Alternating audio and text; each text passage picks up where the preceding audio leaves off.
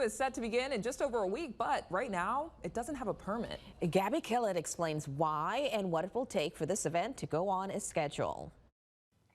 It's just too much for us. We're too old for all of that, to be honest. Bayou Boogaloo features art, music, and drinks on Bayou St. John, but neighbors in the area say it's also a source of headaches. City Park Parkview Neighborhood Association President Susie Cobb says neighbors have raised concerns about parking, noise, and plenty more. People along the bayou, when they get up in the morning, they look in their driveways and they've got to clean up people's waste. There's people who, they drink, they throw up.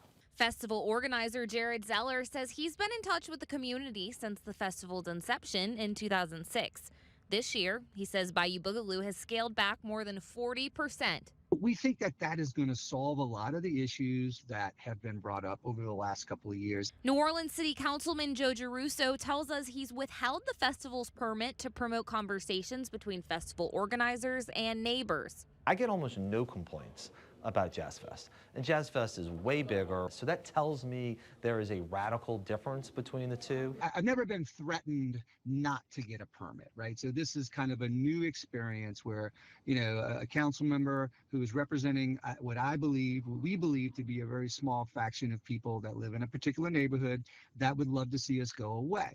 And with neighbors concerned about parking and noise, Cobb says she hopes the festival will find a new home elsewhere. Zeller says he's meeting with City Park for one on Monday. I understand. He has his festival. He loves his festival. He wants to keep his festival.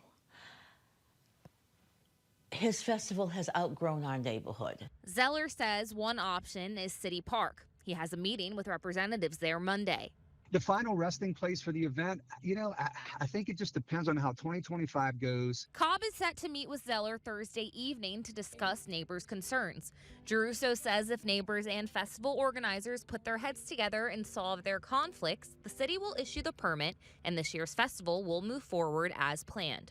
All we're looking for is how do we make sure that the festival, which people love, and the neighbors who are the most affected by it can live side by side.